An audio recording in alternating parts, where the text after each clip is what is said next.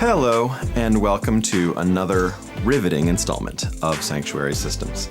It's just some practical guides for our volunteers, and maybe a nugget of information for anyone else. If you haven't seen the overview video, I'd suggest going back to watch that.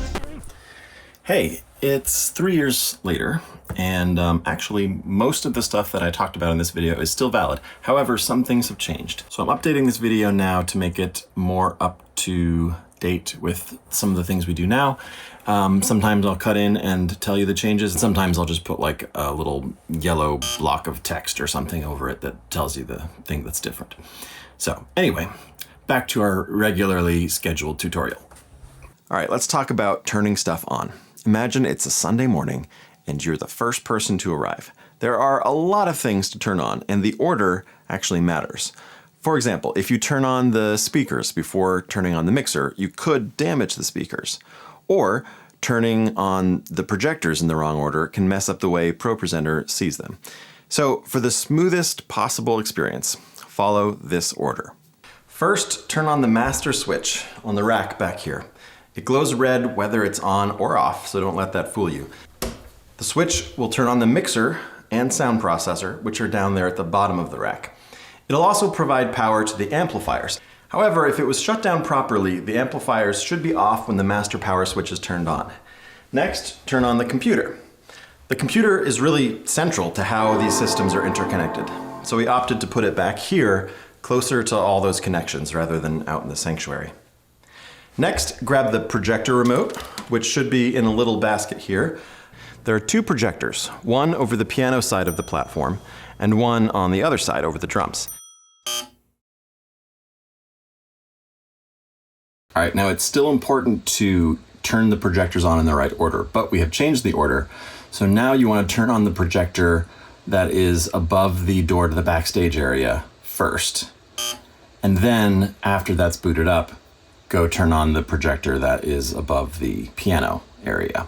And while you're waiting for the first projector to boot up, you can go back into the backstage area and do a couple other things. You can turn on the amps in the rack for the little hotspot monitors that we have at the piano and in the middle and near the electric guitar. We also now have in-ear monitors, and there's two transmitters back there that are plugged into USB for charging, and those need to be turned on. As far as the receivers, the people who are going to be using them will know how to turn their receivers on and get their in-ears set up and stuff like that. And when it's on, you should unplug it from the USB power. You're not really supposed to be charging it at the same time as using it. Just don't forget to plug it back in at the end of the service so that it's ready for next Sunday.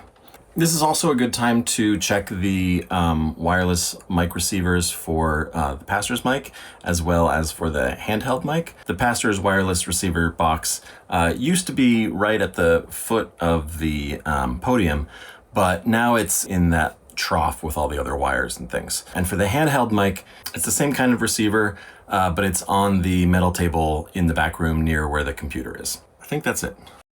Make your way to the back of the sanctuary, past the tech table, and open the rearmost circuit breaker cabinet. There's a breaker switch with a bright sticker labeled speakers. Turn that on.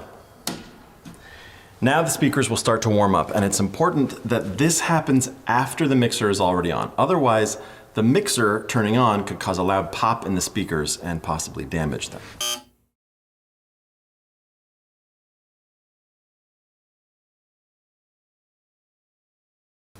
Go back to the tech table now and turn on the tablet. Since this is a public video, I won't put the password here, but we'll make sure you've got that info. The tablet should automatically launch into the mixer interface. If it doesn't, check out some of the troubleshooting tips that are in video 104. Next, turn on the little streaming camera. Press and hold the button on the back of the camera until you hear a beep. The camera is a Mevo Start, and we'll talk about it more in the video about streaming. The Mevo should have just been plugged in and charging. It's important to turn it on early, but go ahead and leave it plugged in for now so we don't waste battery. You can turn on the stage lights with the DMX control board that's right here.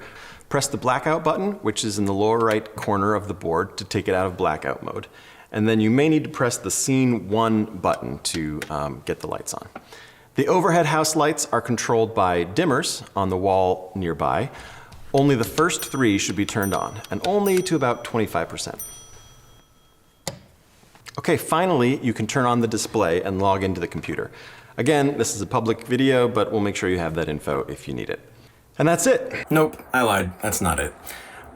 We recently installed a television in the commons space, which is used to carry a signal from the computer to that space for people to watch if there's overflow or whatever. The remote for that TV is on the tech table. So you need to grab that remote, head into the commons area, press the home button on the remote to get into the menu screen and basically navigate your way to the input, which is labeled as LCC, and that will see the feed coming from the computer.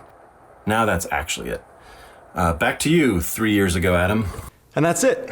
It's a lot to remember at first, but it becomes second nature after a while. And it only takes about as long to do as it took to watch this video. Next, we'll walk through how to upload the sermon to the website. See you there.